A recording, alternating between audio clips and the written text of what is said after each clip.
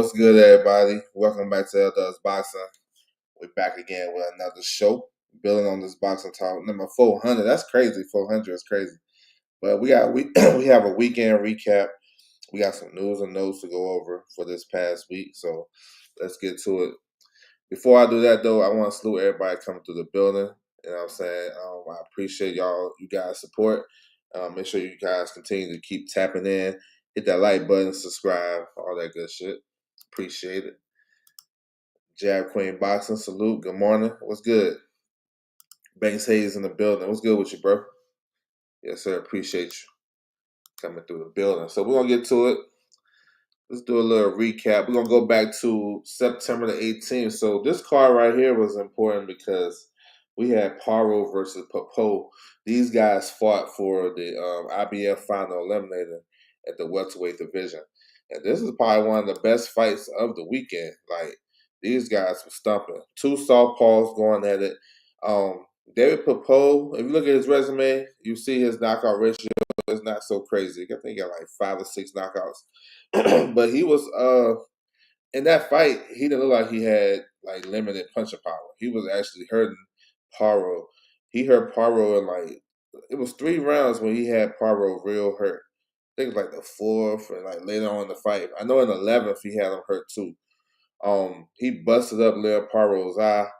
And Paro had to dig deep to win this fight. Like, I thought the key to the fight was Paro's hand speed, his toughness, and his experience because he went through a similar type of fight down in Puerto Rico against Subriel Matisse when he won the IBF title at 140. So he was kind of, he'd been in the trenches before, and he fought some good competition. But this is a good fight though, back and forth. And Len Paro edged it out. I thought he won the fight 8 rounds to 4, but it was a real good fight, competitive, back and forth. A lot of drama in there because the eye swelled up real bad. So hopefully Paro don't be out for too long. So with the win, Paro is the mandatory for Lewis Crocker, who is the newly minted IBF champion. He won that title last week against Paddy Donovan in a split decision victory in a rematch. So I'm not sure. That fight is next, but I'm not sure the timeline of that. We'll see if the IBF order it right away. If Lewis Crocker put in an exemption to have a voluntary and such. So we'll have to see. Liam Wilson, he came back the other day too. He had a good victory, 4th round stoppage over Santana. Liam Wilson, after the fight, he called out George Kambosos. I mean, shit, why not? Liam Wilson fights at 130, but if he has to move up the fight, Kambosos at 40, he'll probably be the bigger guy in the ring, to be honest. But yeah, so he's in the mix at 130, trying to get another opportunity at the world title. So that's what it is. This was down in Australia early morning, if you guys missed it. All right, so in Orlando, Friday, September 19th, we had a box lab card. So we had some notable guys on the card. We got Luis Ortiz on the card. He came in like 267. He had a 1st round stoppage victory. He had some blonde micro braids and shit. But I don't know what this means. If he's gonna stay active, I mean, I guess there's a place for you in the heavyweight division. I think at a lower tier because Luis Ortiz definitely diminished. But if he can fight competition like that, he can fight every month if they're gonna willing to step in the ring with him. But it ain't really much to take from it. It was an overmatched opponent, and let's see, because I seen Luis Ortiz's name linked in with guys like Lawrence Okolie before, but I'm not sure. This is in the summer too, so I'm not sure if he's trying to go down that path and be like a big name on somebody's resume. Yeah, he looked old as hell. I ain't gonna lie, but he's still menacing. Tavius Griffin got a victory. Good looking prospect. The main event, Kevin Brown versus Angulo. This is a late replacement. Pretty competitive though. Kevin Brown got the decision victory, and he got like a top 15 ranking in the WBA at 140. So that's what it is. Box Lab. Tom Brown, what's good with you? Salute. Which part are you laughing at? The micros? CJ in the building. What's good with you? Yes, sir. All right. We have Boxing Insider. So this card was Friday night. It was on the YouTube channel, Boxing Insider YouTube channel. So if you guys missed it, you can go back and tap back in. Dante Lane got a victory. He's with Overtime. He's an up and coming prospect from NYC. He's 8-0 with 7 knockouts now. The little dude can punch. Well, I ain't say little dude, but dude can punch. The young fighter can punch, and probably need to step him up or see what they want to do with him because he look like he can be the truth. George Arias versus Earl Newman, pretty entertaining fight to be honest. George Arias got the victory, but it was pretty entertaining. You know what I'm saying? So it was a good little heavyweight fight. Kurt Scooby in the main event, he beat the veteran Alex Martin. He stopped him late in the fight. I ain't like the stoppage though. I ain't think it was like so. You know what I'm saying? I ain't think my man was so hurt and up out of there where they stopped it at that time when he was actually throwing punches back. But Kurt Scooby is a good athlete, good power.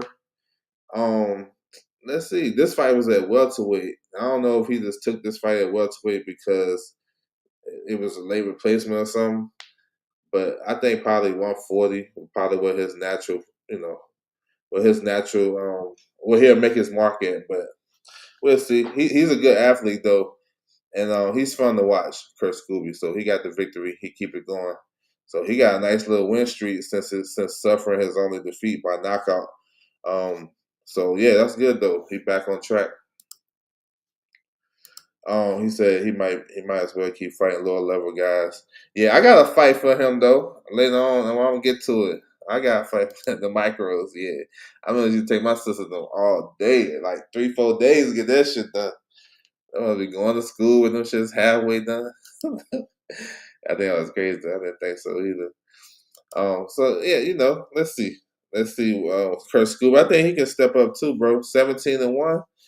Man, I think it's time to get him like either a former world champion or somebody in the top 15.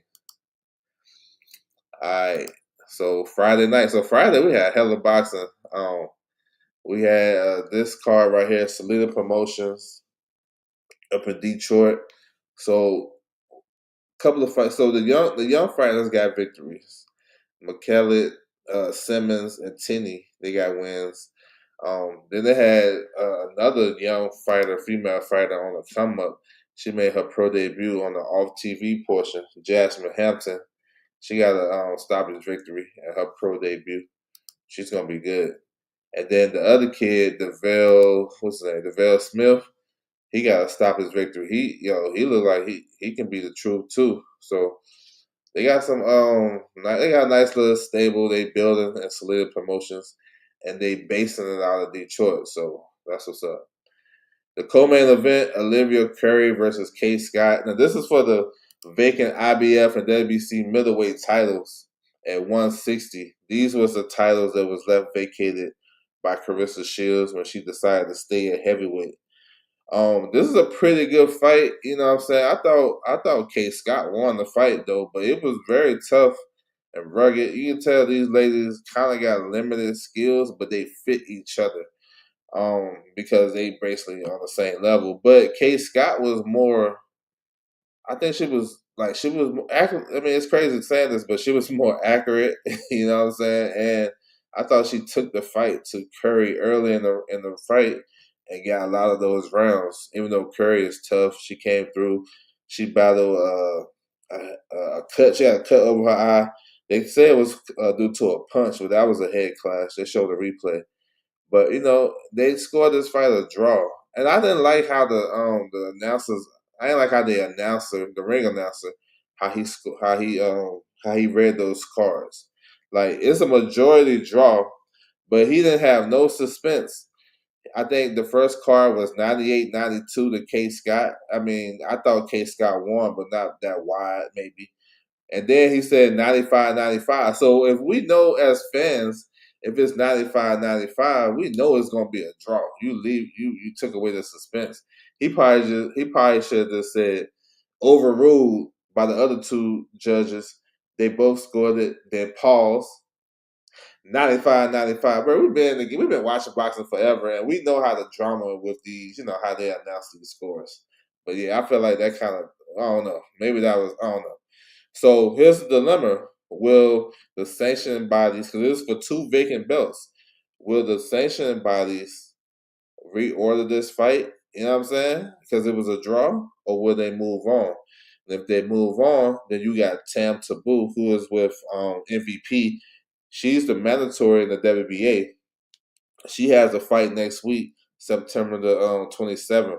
I'm pretty sure if she wins, she gonna want to fight for one of those vacant titles, or not both of them. You know what I'm saying? So we'll have to see if they actually allow that for these ladies. Brandon Moore versus DeAndre Savage. Now I have to eat a little crow a little bit because I thought DeAndre Savage was gonna be up out of there after he get touched with one, you know what I'm saying, with one punch or something like that, one big hard punch. But he's tough. Salute to him, bro. But he ain't bring much to the table. He ain't really throw a lot of punches. Now he was landing a sneaky left hook, but it was few and far between. Brandon Moore was just outboxing. He won the fight with the jab. He dropped him with a big right hand. Later in the fight, as the fight went on, because Savage never been past like what 2 or 3 rounds, 4 rounds. So I think he got dropped like in the eighth. He ain't never seen that round. And Moore won a wide unanimous decision. He probably should have stopped this dude, to be honest, but it is what it is. So Moore, he moves on. He's a fringe type of guy in the heavyweight division. I say he call out Anthony Joshua. That's not actually a bad fight for AJ coming back. You know what I'm saying? AJ will probably beat him, but Moore, he alright though. Some fights he look real good. Some fights he just look, you know what I'm saying. I like to see him in with a better competition. Since signing with Salida, he been kind of having some easy work against. He fought Skylar Lacey, which was an ugly fight. These guys was wrestling all over the ring. Then he stopped the other kid his last fight, and then he got the win right here. So they can step him up though. You know what I'm saying? And to his credit, since losing to Richard Torres on Top Rank and getting cut, he actually has been active. You know what I'm saying? And he got his career back on course. So I think he won like 4 or 5 in a row since that loss. So yeah, I have to give him props for that. Winston Lee in the building was good. Said 100. I was more impressed by Savage than Morris. You see what I'm saying? Hey, I ain't even mad at you, bro. Because I feel like there's something there with Savage now. It's something there. I don't think he really take this shit that seriously, but I felt like if he was around about 270 and he was a little bit lighter on his feet, I think he can do some things, bro. Maybe like even 265 type shit. We can tell he's a big, strong football player, defensive tackle type nigga. You can tell. He got a thick neck. But, yeah, he can come back too, but I think he's like 34 or some shit. So the time is now. You know what I'm saying? So let's see. So here's a resort from last night from NYC. So we have Junior Yordan. He's a top 15 ranked contender in the WBA. He ran through this dude, Luca Lazo. He stopped him in the first round. Easy money. This guy right here, Yordan, is actually a good fighter. He's on this, I don't know, he's just on this lower level circuit, with his promoter, Star Boxing. And let's see if he can get in the mix. Like, I ain't gonna lie, like having that ranking, he should be able to get bigger names. At super middle, he fights at super middleweight, and that's a deep ass division. Like, you know what I'm saying? A lot of fighters looking for opponents. Like, I know Pacheco got a fight date September 13th. I'm just saying, it's not like Pacheco, he was asked out as the WO mandatory because Terrence Crawford used his super champion privilege and jumped him in the line and became Canelo's mandatory. That's something like that. That was something too. A lot of people don't say. Crawford was actually Canelo's mandatory, as funny and weird as it sounds, him jumping up those weight classes. But he was. But this kid, Yonan, should get in the mix. It's a lot of good fights at 168. You know what I'm saying? A lot of good fights. And a lot of these times when these guys are fighting on these small shows, when they ready to fight on a big show, sometimes they outprice themselves. You know what I'm saying? I don't know. He probably, I don't know how much he made for this, but he couldn't be no more than about 10,000. So if you go fight Pacheco on Matchroom and you asking for 500K or 350, you probably not gonna get that because Pacheco not getting that. You feel me? So let's see.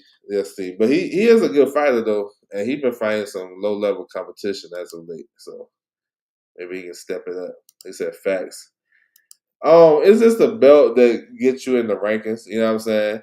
And as like it's a like a regional belt for the WBA, and as you keep defending it, you move up the rankings. Like I forgot what he's ranked at, but he's in the top 15.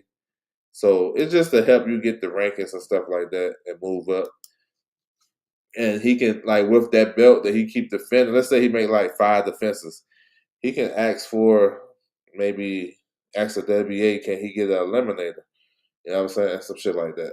So it just helps with the rankings and it shows your loyalty to that section body. All right, we got this card right here. This is on last night on the Toro Boxing YouTube channel. I watched this shit. This shit was long as hell. I was flipping back and forth from well, I had both on at the same time. But you had some notable names on the card. Austin Brooks, he got a top 15 ranking with the WBA at 130. He got a win on this card. Andre and Uri Bonilla, those twins, they got wins. But the main event, Kingsley Abe versus Gerald Washington. We know Gerald Washington is faded as a heavyweight contender. I think like 42, 43 years old. Against Abe, Abe made his name in the bubble during the top rank bubble during the pandemic. He's a tough dude. Both of these guys are former football players. The first 2 rounds was very tentative. A lot of these guys weren't throwing no punches.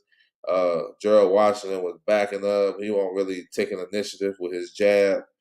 And Abe was trying to set up a big left hand. And he got that shit in the 3rd round. The beginning of the 3rd round, it looked like Gerald Washington got aggressive. He landed a shot.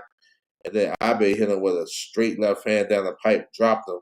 And my man wasn't fit to continue. So Abe stopped Gerald Washington in the 3rd round in this fight. This fight was down in El Salvador, and they was fighting for a WBC regional title. Actually, the WBC sponsored this event. So this is a good win for Abe. And let's circle back to Luis Ortiz. When I said earlier in the show, I got an opponent for Luis Ortiz. He should fight Abe. That's on that similar type of level because I don't think neither guy is ready for the top 15, top 10 guys. They might as well fight each other. It would be an exciting ass fight because we know Luis Ortiz still can punch. You know what I'm saying? And eBay, he can punch too. They're both southpaws, so that's my suggestion. As if I was really going to match make those guys, depending on the money and all that shit and the politics, I would do that. But that was a good win though. And Gerald Washington, bro, he probably been should retire a couple of a couple of years ago. To be honest, it was too many fights. I had to keep switching. I just stay on OTX. Oh yeah, that was good. We're gonna touch on that. Yeah, it was a lot of fights last night. I ain't gonna lie. I was like, damn, too. But I had to make my adjustments. All right, this right here was an important fight. I know nobody was on this, but it's very important now. Hindsight 2020, and we're gonna speak on it. So we got Sarah Bailey coming to the fight. She's the WBA champion at 108 pounds. Evelyn Bermudez, she is the WBO and IBF champion. So it was a 3-belt unification up in Canada. So Bermudez was the favorite on the road coming in. She got more experience. And she ended up winning by 1st-round stoppage. You know what I'm saying? That was surprising. She hit Sarah Bailey with a right hand. It looked like a flash knockdown in the 1st round. She hit her and she like kind of went down to one knee, whatever, and she got dropped. Then she sat on her pants. So it didn't look like a crazy shot. But like soon as she got back up, Bermudez landed another right hand. And that right there finished everything. She got back up, but she was wobbly, and the referee waved it off. So Bermudez is the new unified champion, 3-belt unified champion. She probably should be Ring Magazine. I'm not sure if she's gonna be Ring Magazine. So she got one belt left to get. That's the WBC, which will be fought for in a couple of weeks. So big ass win by Bermudez, because she had a real close fight with Yoko Valley, and she got her belts, but she lost her belts to Yoko Valley, but she came back and got her belts back. Now she got a third one, so she's in the driver's seat for a big ass fight.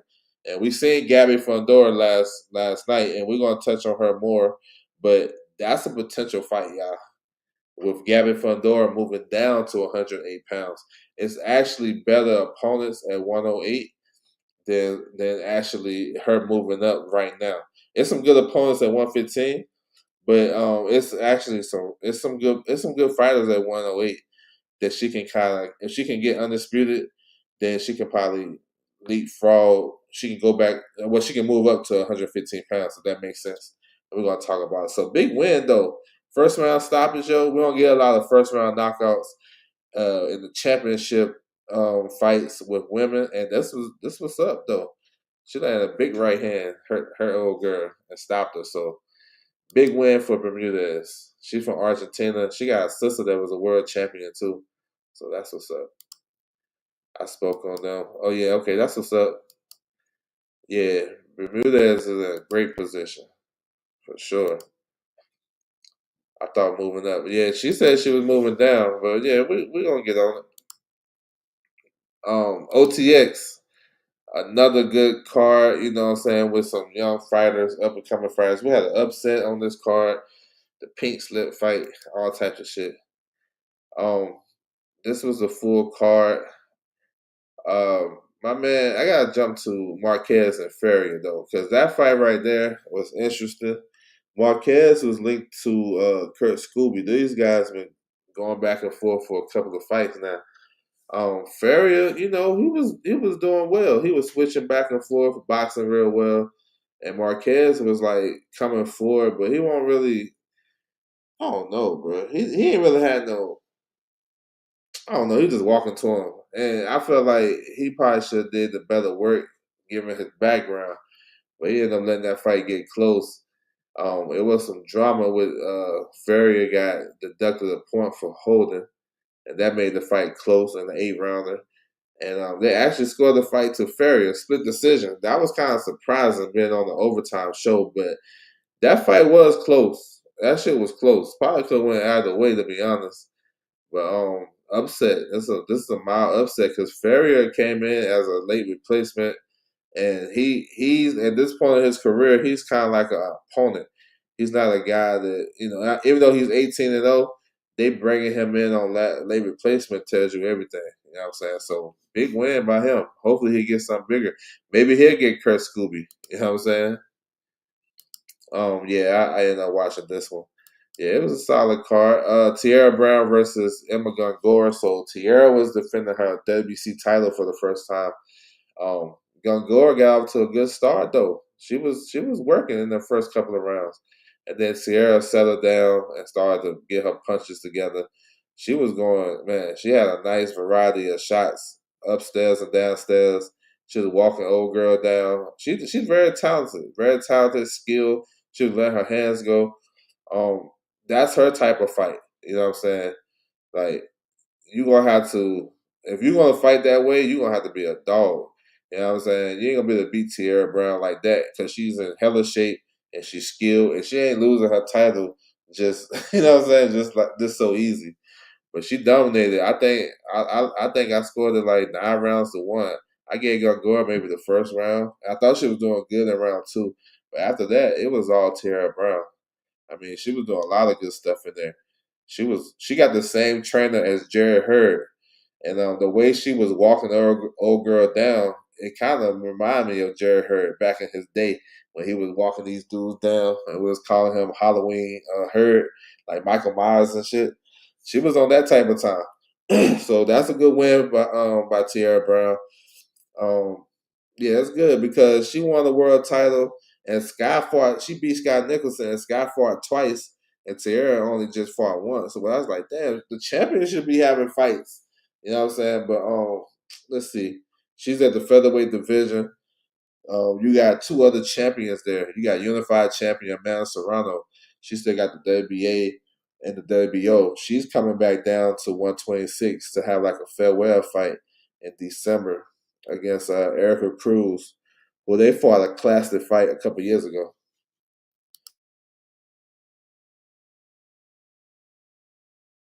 So I don't think Amanda Serrano going to be around for Tierra Brown, which that would be a dope ass fight too.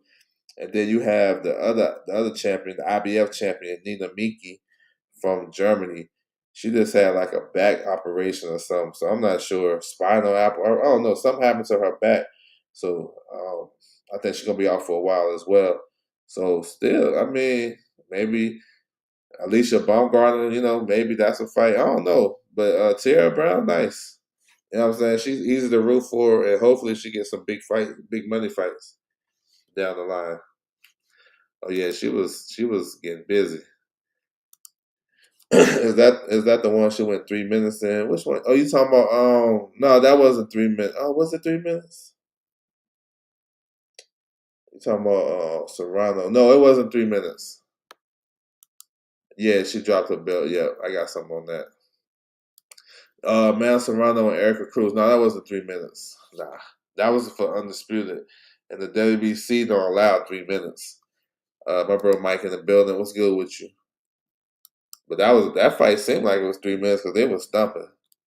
Main event: Breon Gorham versus Yomar Alamo. Alamo was a late replacement, tough veteran, and he served his purpose. He came in and gave the young man a good some good rounds and some. This is a good learning fight for Gorham. He can take this fight and kind of and tweak some things. They got his coaches and his team got something to watch. I thought he dominated the fight though. I don't even think Alamo won a round to be honest, but he was doing little tricky stuff in there. He had some solid lateral movement at times and stuff like that. But I thought Gorham was a bigger puncher, faster. He had all the advantages. I just think he probably could have probably dedicated a little bit to his jab a little more. Maybe that's minor critique.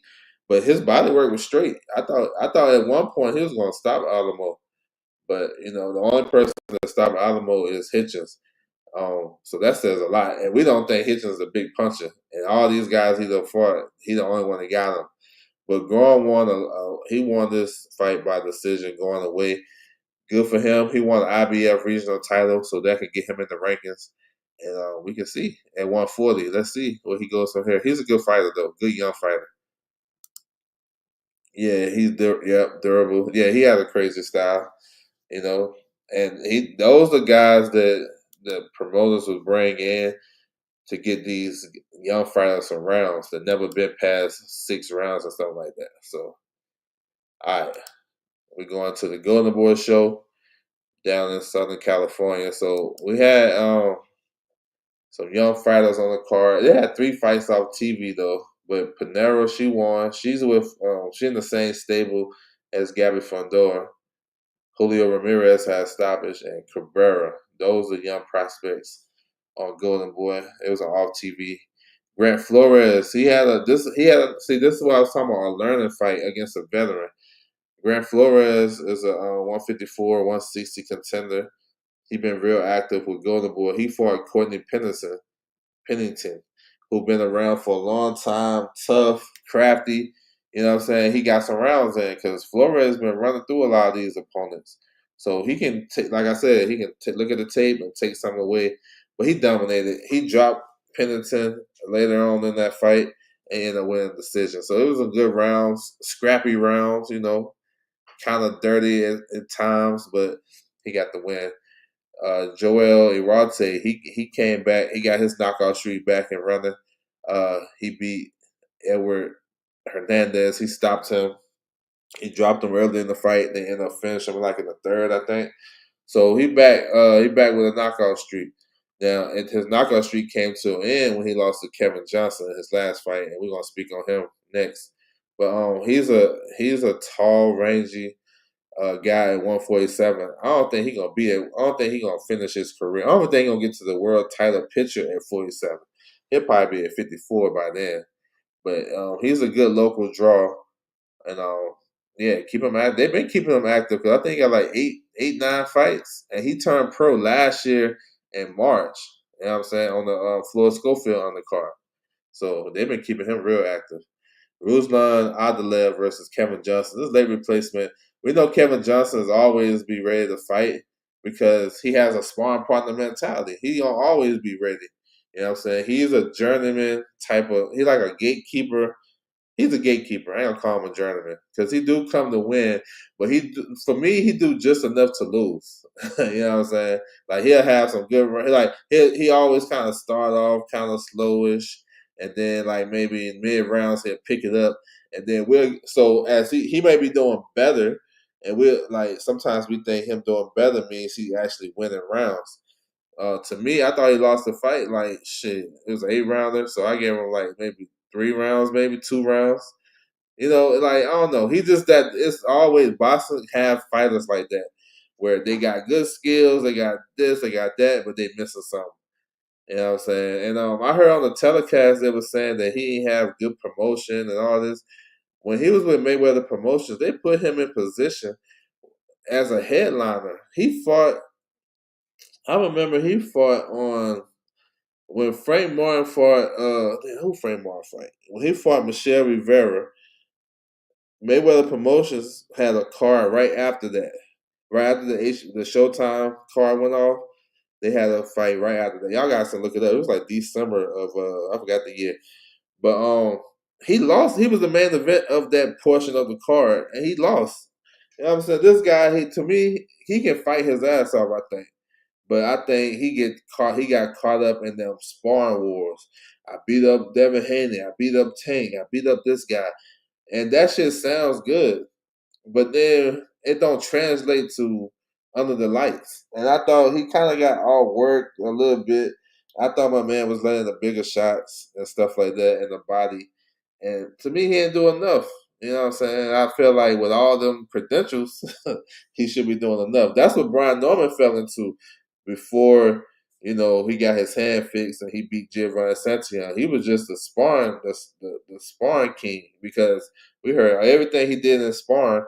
But so when he got with Top Rank those first couple of fights, I was like, what is shit that in sparring? What that shit? He beat up on Crawford. I don't see that he's struggling with these dudes, but he beat up on Crawford. Shit don't add up to me. So um, that's what Kevin Johnson fell into. But now he turned to a gatekeeper. He gonna get more calls from these up and coming prospects. So Ruslan Adelaide, he moves on. This is his third fight. They're trying to fast track him. He's from Uzbekistan, so let's see.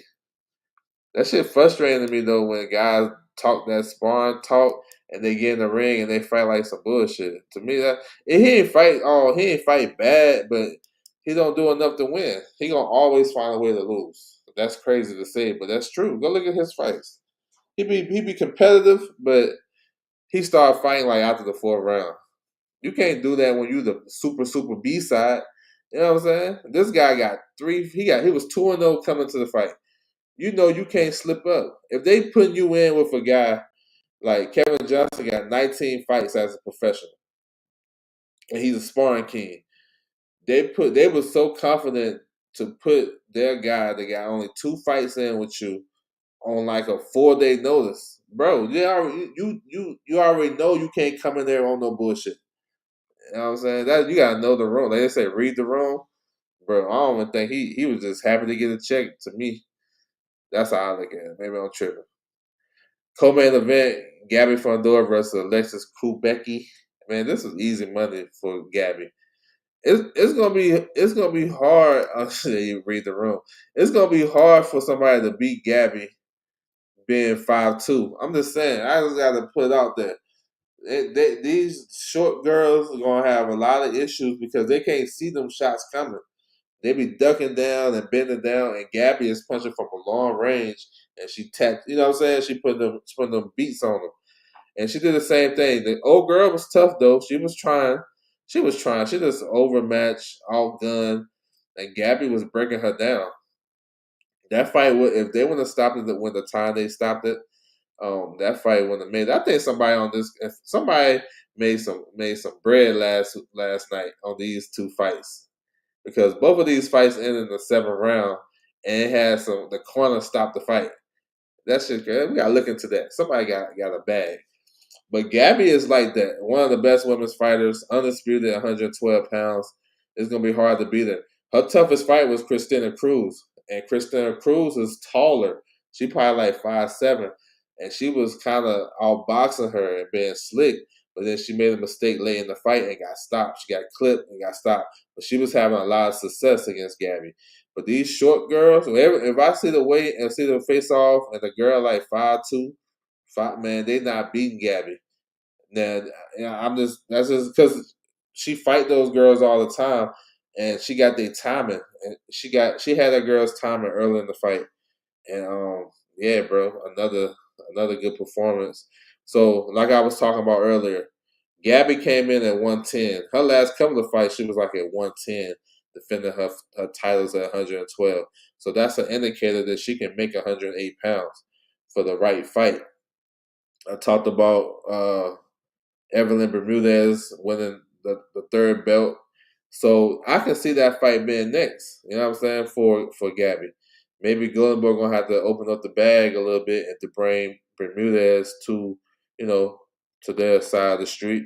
But pretty much, I think that's what we're gonna have to do anyway.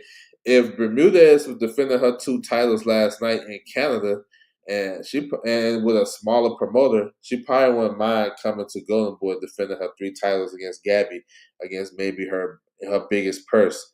So we're gonna see. That's not an easy fight for Fundora because Bermudez is tough. She's tough, but she got a lot of flaws, and she like what 5'5", 5'6", so she's taller, and maybe she'll have a chance with her work rate. But that's gonna be a fun fight if they make that. So let's see. But easy money. Collazo versus Vason. So this is a good fight though. Vason was strong. I knew coming to the fight he was moving down in weight. He had opportunities to fight for eliminator at 108. He turned it down to move down to 105 to face Collazo. Skill wise and technical ability, Collazo was better. But this kid was tough and strong. He hit Collazo with a body shot that had him hurt for the rest of the round. But Collazo, to his credit, and he'd been down before, so he knew what that was. Well, let me go back. The first round, he scored a knockdown at the end of the round. It was like a cuffing shot, a right hook, and he dropped Vason. So that kind of set the tone for the fight. But it was competitive, though, back and forth. Now, I think after the 5th round, 5th, 6th, and 7th, that's when Collazo normally picks it up on his guys. He did the same thing. I thought he was breaking down Vason slowly but surely. He was limiting him to one punch at a time, when he was trying to counter Collazo. And Collazo using his footwork, getting inside, landing some good shots to the body, straight left hands. And eventually he was going to break him down. But just out of nowhere, the corner stopped the fight in the 7th round. That shit was crazy because I felt like my man wasn't in trouble, but he was getting broke down. But I felt like he deserved, because listen, I thought he was in that fight. I thought maybe he deserved to try to finish it and see. Because if you scoring it, I mean, shit.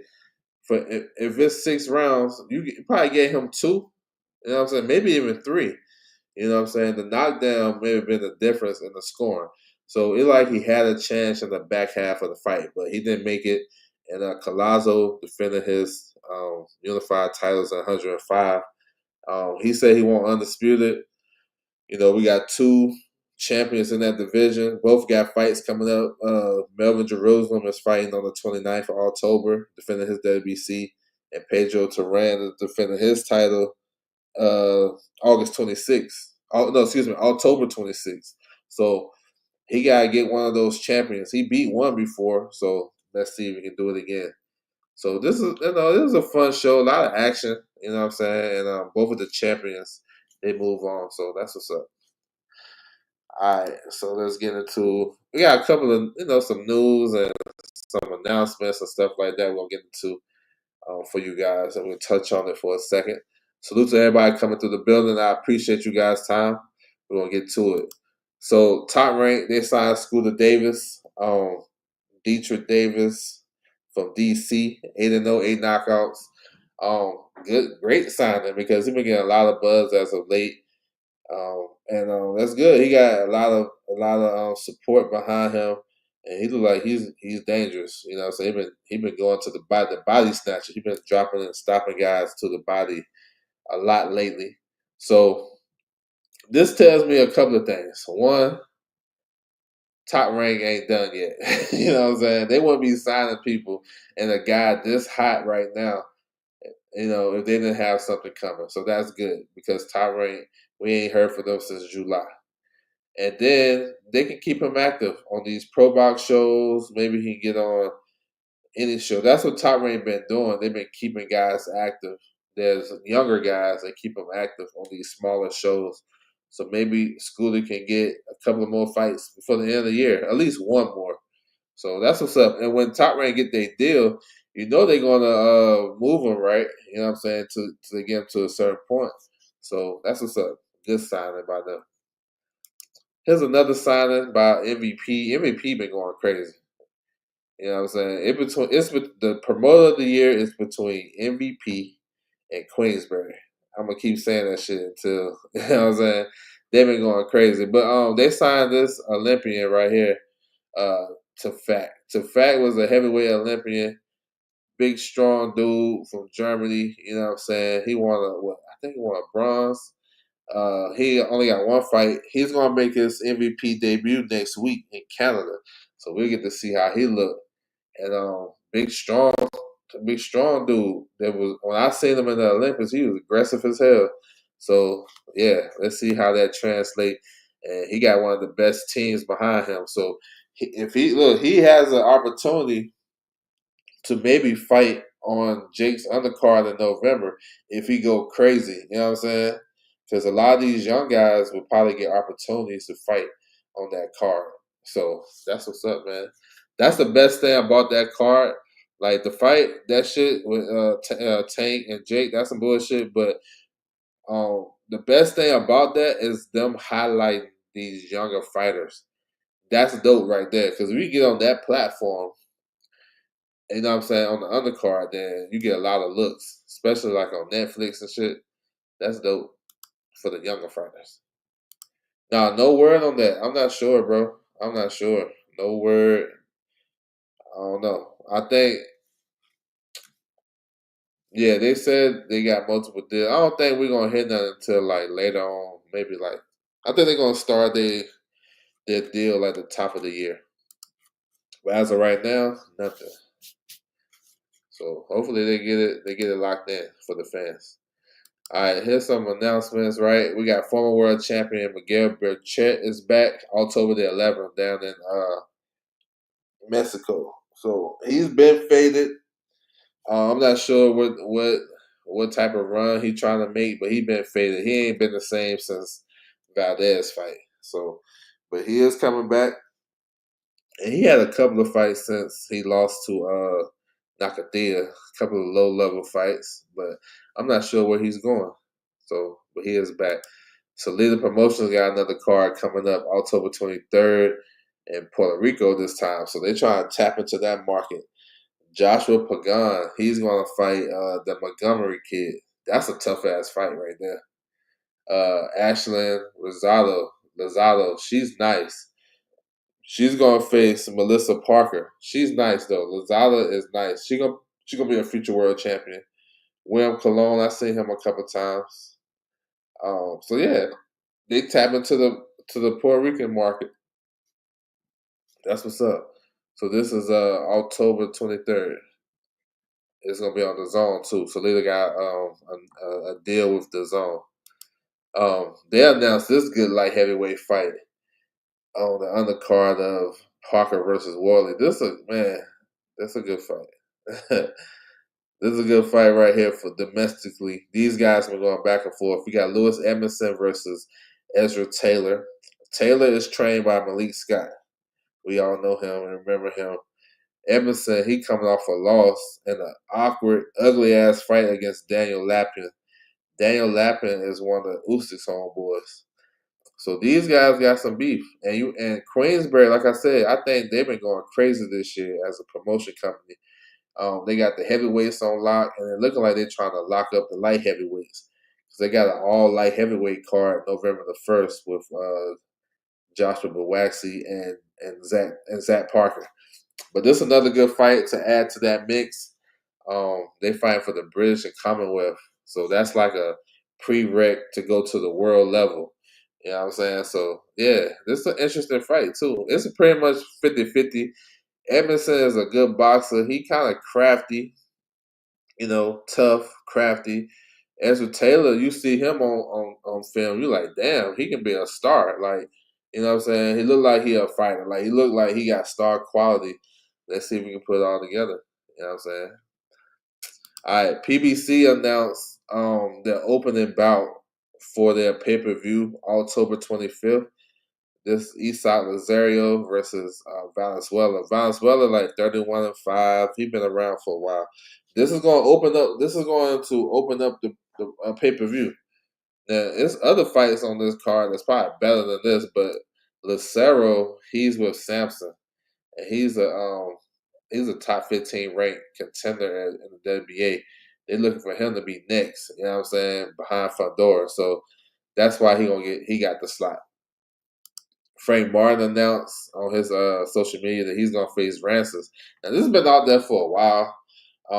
After Frank Martin lost to Tank last year, he said he was going to 140. This is the fight that I was saying he should fight. It happened. I be predicting shit years ago and shit. It should be coming true. That's what's up. But I think it's a perfect fight, and my reason was Rancis. He had a solid performance against Jose. He hurt Jose a couple of times, Jose Ramirez, last year, and he's a former champion. And Frank Martin on his resume, he don't have former champions on his resume that I can remember. And he moved up to 140. He's facing a crafty guy. It's not like an easy fight, but it's tough enough where you got to prepare for it and get ready. You know what I'm saying? Because Rancis is awkward and tricky, and he fights weird. So yeah, it's good to see Frank Martin back because Frank Martin still got a lot of love. He fought Tank. He put up a great effort. First couple of rounds, and Tank took over and stopped him. So he's moving up to 140. Another player, another name in that division where he can get some moving if he can stay active. Like, he been out the ring for a long time. That shit is crazy. How these guys lose so much momentum where if they had one fight here and there, this would shake off the rest, then it won't be so crazy. But this fight will probably land on the prelims on the Fundora and Thurman card. So that's what's up. We'll probably see Luis Nunez on this card too against Hector Sosa. That's an IBF regional title fight. And then we will see Elijah Garcia versus what's my man's name? Rashidi Ellis' brother, Ronald Ellis. So and this fight, that fight be at 168. So Elijah Garcia versus Ronald Ellis at 168 should be on this card too. So y'all tap in. We should get the whole card announced pretty soon. Yeah, you did. Yeah, I just looking at the matchup, I was like, it's perfect because Rancis. Look, they use him to help Gary Antoine's career, and Antoine won in a bad stoppage. So Frank Martin moving up, they don't really got much at 140 PBC. Makes sense to me. All right, so I spoke on 105 earlier with Oscar Collazo and the other champion. So this is the IBF champion. Pedro Todoran is going to defend his IBF title October 26th in the Philippines. You know what I'm saying? So yeah, bro, he gonna fight his mandatory. If he wins, so he's a threat. This guy is a threat to Oscar Collazo. Now, he had a tragic fight in his last fight against Genjiro Shikiyoko, and Shikiyoko haven't recovered from that. You know what I'm saying? He's still in the hospital. So the Japanese fighter. So hopefully, let's see how his psyche is. So he's a big puncher. You know what I'm saying? He would give Oscar Collazo probably the tougher fight out of the other champions. So let's see. Because Collazo said he want to unify. Let's see which one he picked. I think this one he's more dangerous than Jerusalem. He already beat Jerusalem, so maybe he run back to that. But yeah, bro, it's good to see though. Like I've been speaking about this for a long time about 105 getting one face, one champion, all that shit because that's a division a lot of boxer fans don't go down to. We're not even paying attention to 105 pounds. So to get some notoriety, let's get a one champion that we all can identify with, right? So let's get it. And Oscar Collazo seemed like that guy. He's Puerto Rican. He speak English. These other guys in Philippines and Thailand, we don't know who they are unless you just really tapped in with boxing. So yeah, that's what's up though. All right. So this card right here from Canada on October the 30th. This is Mary Spencer versus Michaela Mayer. Michaela Mayer is moving up to 154 to challenge Mary Spencer for her WBA title. That's what's up, man. I always like Michaela though. Michaela be on that. She's like the fighter. She move and act like a fighter who get okay. Let's say we got fan bases in these YouTube streets, right? And we'll go in there and talk for our guy. Yo, he that, he don't duck no smoke, he this and that.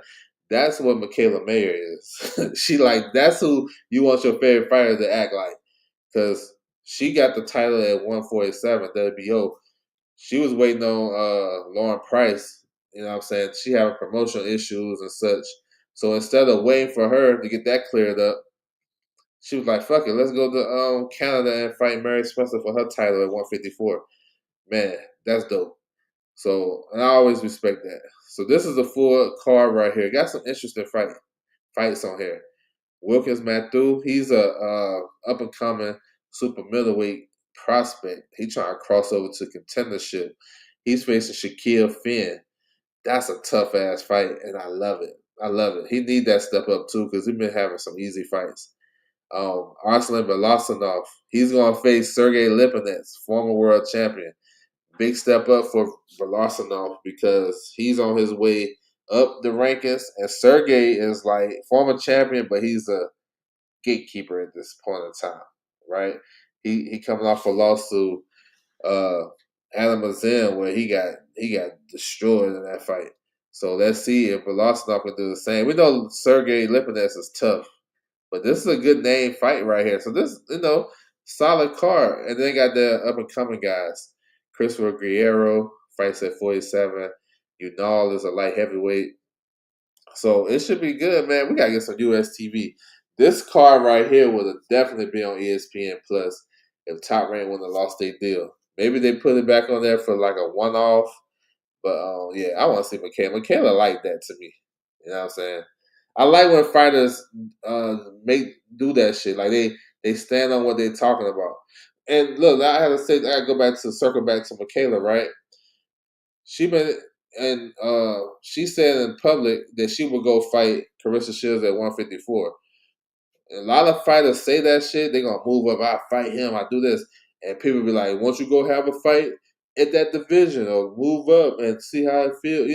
She's doing that. So she basically taking away the narratives. That's why I like when fighters take away the narratives of these content creators. Now you gotta dig in the you gotta dig in the bucket for something else. You gotta scrap around for something else to bring up. Because if she moved up to 54, she getting adjusted. And let's say she have a great performance over Mary Spencer, and she get the microphone and say, "I want to fight Carissa Shields."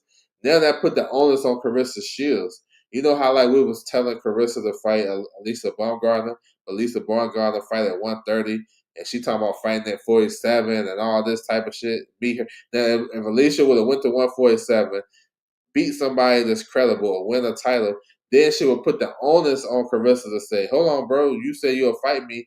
I did my part. Now you gotta do your part." So yeah, that's just me thinking. Promotional shit, marketing wise. And the ladies I seen on Friday that fought for the unified titles, I'm like, Michaela can beat them too if she move up to 160. So I like it's an interesting move, and let's see. She got to win though, because Mary Spencer ain't no easy money. She like 6 foot and she can punch. All right, enough of that. Let's move on.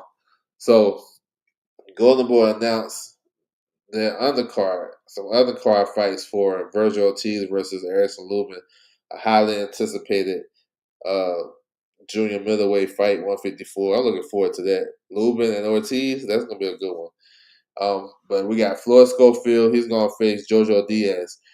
No big surprise, because they've been trying to fight Jojo Diaz for about 2 or 3 years now since they signed with Golden Boy. They was in negotiations with Ray Mortala. It fell through. So they decided to stick with the plan.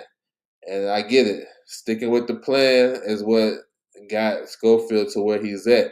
When he went off the reservation and go try to fight, went through that shit with Shakur, it was self-inflicted, and they came all of that shit looking crazy. They had to get him back on course. He ran through Tevin Farmer in a great performance, spectacular. So he stand the course. So I won't say he ducking or he dodging, but this was the course you was on before you jumped out the window to go fight Shakur, and then you came out that situation looking crazy and shit, right? But if you stay the course and listen to Golden Boy, they get you where you want to go, I guess. He's number one in the WBA. He's flying high. You know what I'm saying? I actually thought he should be back in the ring a little bit sooner and capitalize on that great performance, because we remember that shit, but that shit should have been all. We should have seen that clip every day of him stopping when he throwing that punch in the middle of Tevin Farmer's tick. You know what I'm saying? We should see that shit every day. But now we ain't seen it since June. We see a clip here and there. But he's facing JoJo. It's not an easy fight for Kid Austin.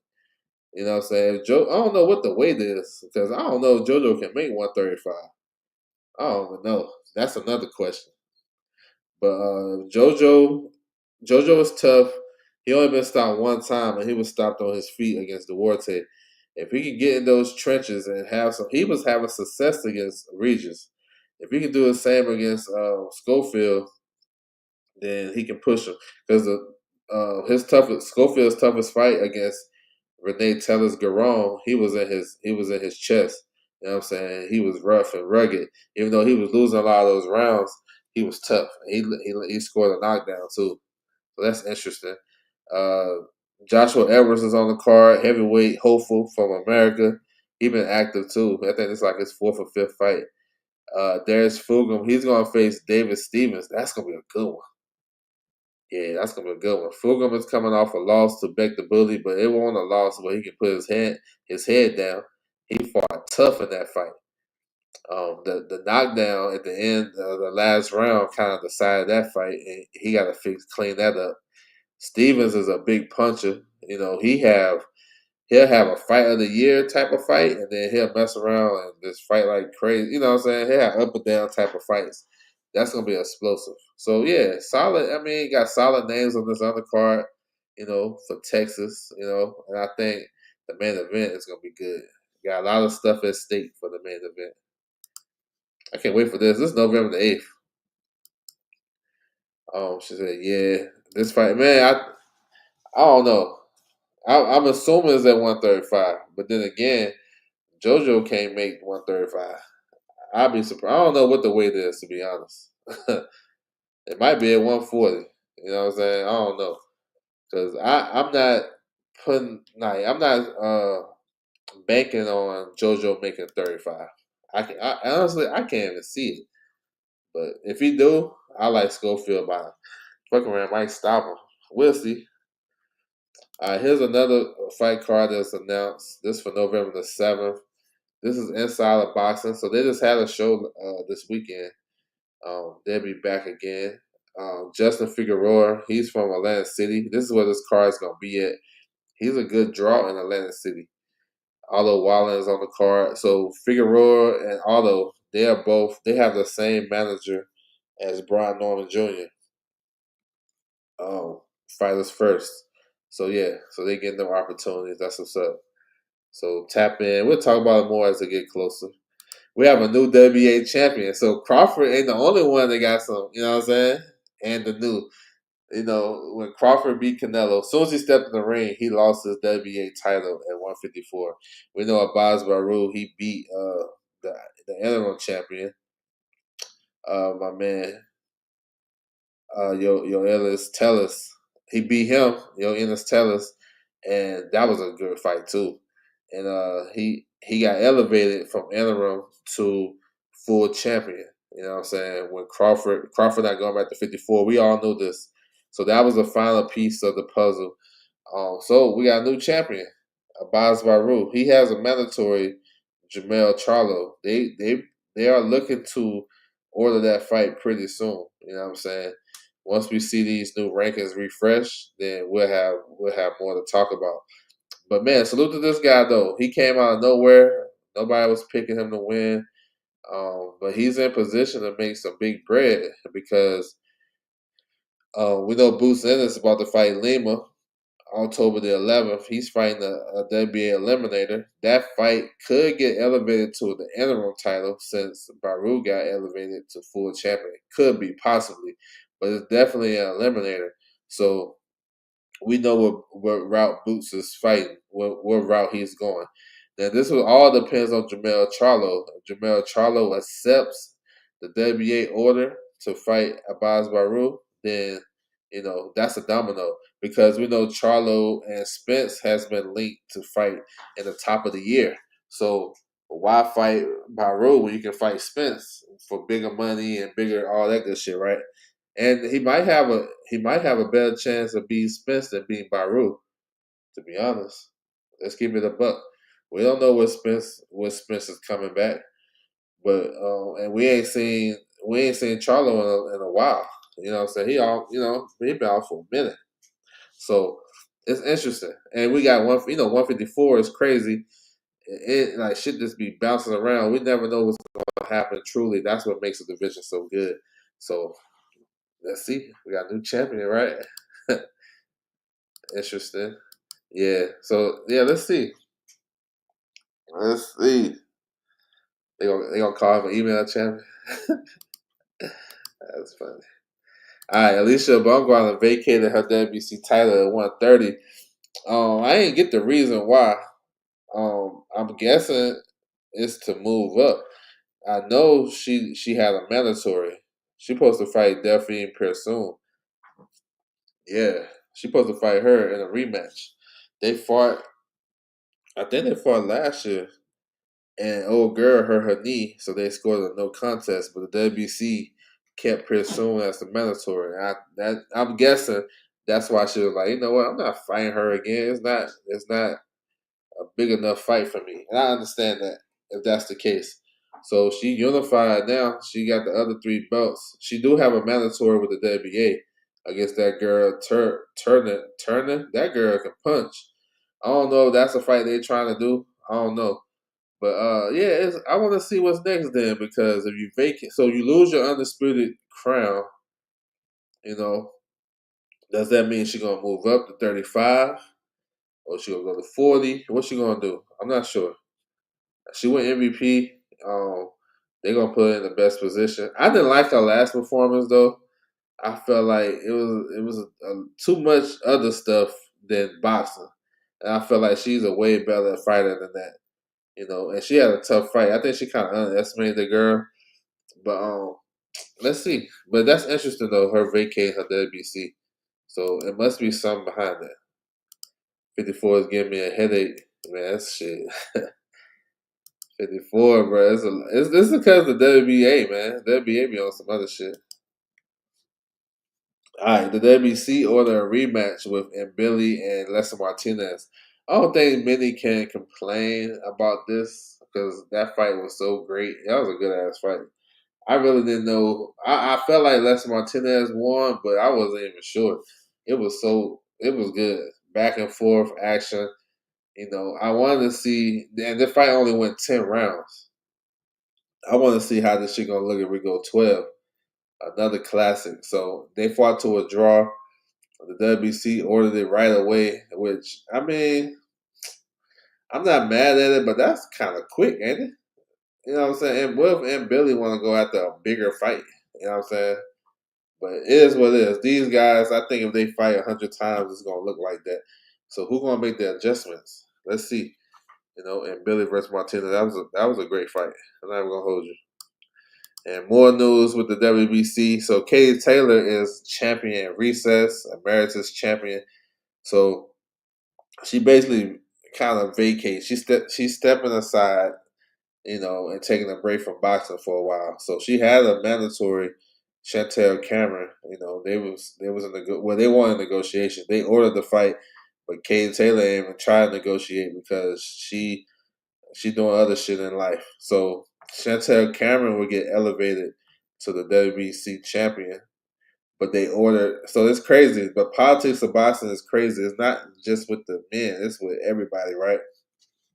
So peep game. Chantel Cameron get elevated to WBC champion at 140. So they ordered her to fight Sandy Ryan, who fights at 47. Sandy Ryan is a stablemate of Katie Taylor. How convenient, right? You know what I'm saying? Look, you got a former champion who don't even fight at 140 no more. She left 140, Sandy Ryan, to go to 47. You know what I'm saying? Now, since the belt, since Katie Taylor's out the picture, they're like, you know what? You're not gonna fight Katie. Go fight Sandy Ryan. So yeah, that's crazy. Politics of boxing, bro. Not to say that's not a bad fight though. Chantel Cameron and Sandy Ryan, that's a great fight. And Sandy Ryan came back off her 2 losses to Michaela, and she actually looked pretty good in her last fight. I'm not sure how she gonna feel making 140 again, but hey, I take it. That's a good fight. So yeah, Katie. So that means Katie. You probably won't see if you see Katie again. Probably won't be until the summer. I know she's trying to fight in Ireland. That's like a homecoming fight, but I don't know. Let's see. Let's see. PJ's big dog. What's good with you, bro? Salute to you. All right, we got a couple of more. So React season announced this card. This is pretty quick because anyway fought on Sunday and they announced this shit on Tuesday. Let's go. You know what I'm saying? And we already knew the damn card already. You might as well announce it. So anyway, fresh off his defending his undisputed crown against MJ Amadaliev last Sunday, he's gonna face Alan Picasso uh, on this card. December the 27th. It's like Japan versus the world type shit. So yeah, we knew about this fight for a long time. Picasso, he's with Zanford Boxing, and he just signed with PBC. He had a fight on one of the PBC shows recently where he looked so. And he's facing anyway about to go crazy on Buddy. Even though Picasso is an action packed fighter, he ain't gonna have nothing for anyway. Junto Nakatani is moving up to 122. He vacated his unified titles at 18, the WBC and the IBF. He's going to face Sebastian Hernandez, who is an undefeated up and coming fighter. He's strong too. I seen him a couple of times, but recently I seen him on the undercard of one of these top rank shows. He's an aggressive, fun fighter. This is like a great welcome into the division for Juntu, who is one of the best fighters in boxing. This is a tough fight for Juntu.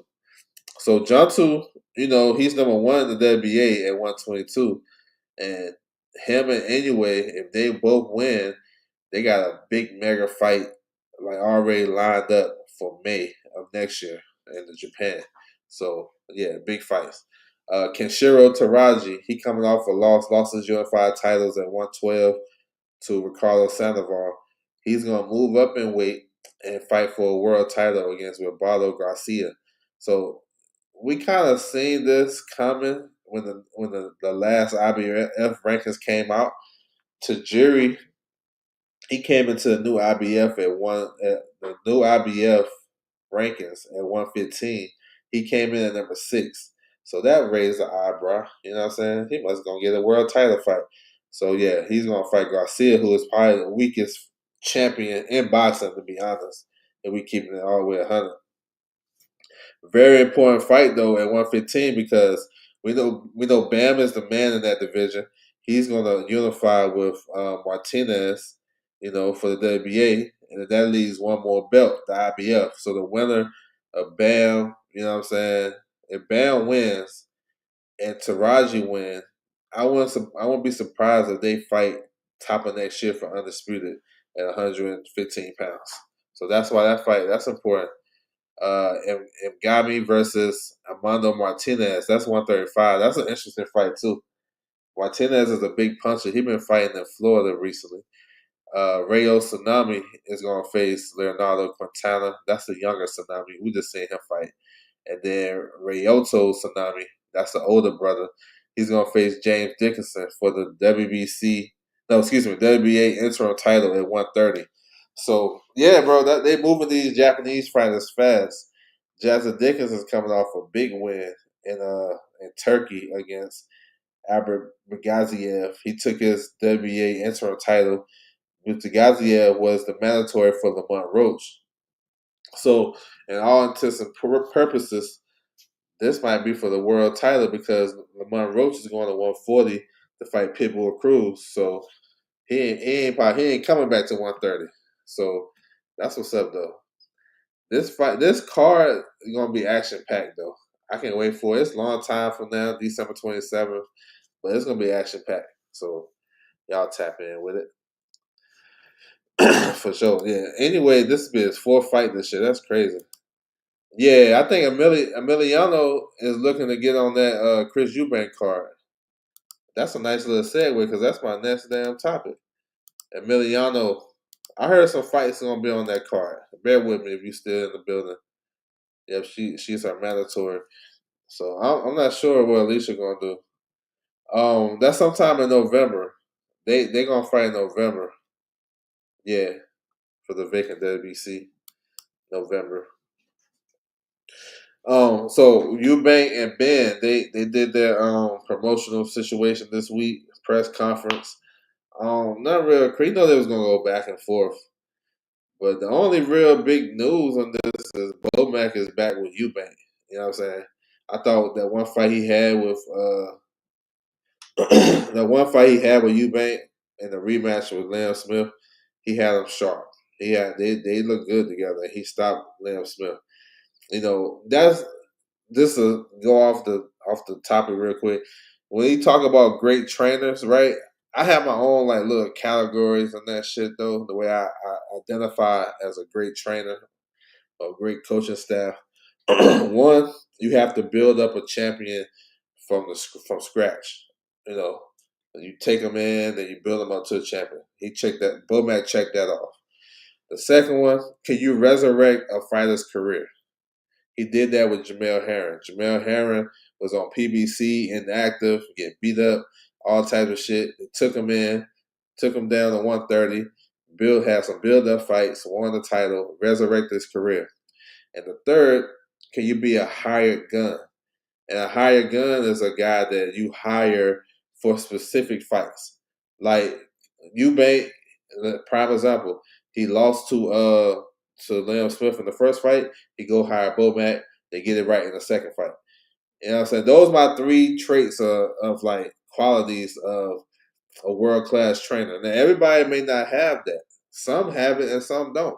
Some have one, some have two, whatever, right? But I like when you got all three. You know what I'm saying? When you can resurrect a guy's career, that's clutch. You know what I'm saying? So that's just a segue off of that, off of Bomac.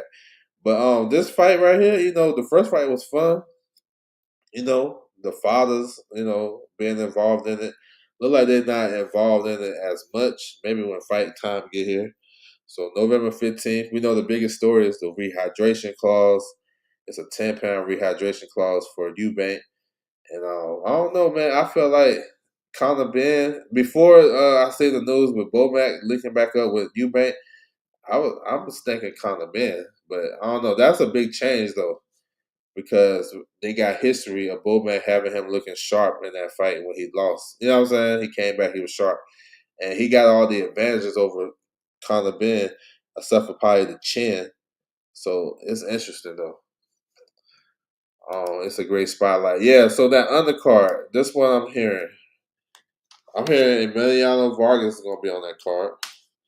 Not sure the opponent. Adam Azim versus Michelle Rivera. Y'all got y'all notes? Y'all make sure y'all write this down because when it come out and they announce it, then y'all already heard it before and you know where, you know what I'm saying, it's y'all's now. Um, Who was it? Who I say? What was the last one? Adam Azam versus Michelle Rivera. Y'all see Michelle Rivera just fought, right? In Dominican Republic, so he's active. Jack Catterall versus Echo Usama on the card. That's a welterweight fight. Rematch. I think it's what's the kid name? Cameron Vaughn versus Gavin Gwynn. Y'all remember they had a real close fight, and Richard Harapur gonna be on that card. Maybe after this fight, maybe he'll go back down there. I mean, if he do, he has a big fight already on the table for him against Lewis Crocker. You know what I'm saying? If they can make that fight, or he'll go after Mario Barrios. So maybe I'm thinking maybe that may be his best option. So yeah, bro, they should be announcing that card pretty soon. That Eubank and Ben card undercard. Maybe Chris Brown Smith get on that card. He said Rivera is being Amazon easy, man. Salute to you, bro. I don't know about easy. I don't know. We'll see. That's a good fight though for 140. That's a good fight. That's that's going to look. Michelle Rivera at his best, he gives Amazon some trouble. You know what I'm saying? Was he at his best in his last fight? Can we base it off of that? I don't know. He like he was just out there getting rounds and shit. He was in control. So yeah, I'm ready to see it though. So let's see. Yeah, Emiliano. You asked about Emiliano. That's what I heard from him. Let's see. And Top Rank. They like I said, they've been trying to put their young fighters on different shows to keep them active. So that's good. That's a good spotlight for him for sure. All right, so that's all I got, man. I want to salute everybody coming through the building. Y'all stay tuned this week. So for me, I'm gonna drop the WBO. The WBO ranking should be out either tomorrow or Tuesday. We're gonna cover those. We got some interesting stuff to look at. Then I'm gonna do my pre-gaming show for the fight week coming up. For the 27th, the 27th of September. We got some good stuff coming up. Then we almost done with September. That shit's crazy. So like we just got here. But we have a Pro Box show next week. MVP has a show. We have a GBN show in the UK with Sean McComb and Ben Crocker. Amanda Stanionis is back. You know what I'm saying? He making his hometown fight. Hopefully we get some TV for that. So yeah, we got some stuff to talk about for sure. So make sure you guys tap in. I have the schedule posted on my website pretty soon, so you guys can refer back to that if you need to. So I want to salute everybody coming through the building. Make sure you guys hit that like button, subscribe if you haven't, tap into the channel. I appreciate your time, and I'm out.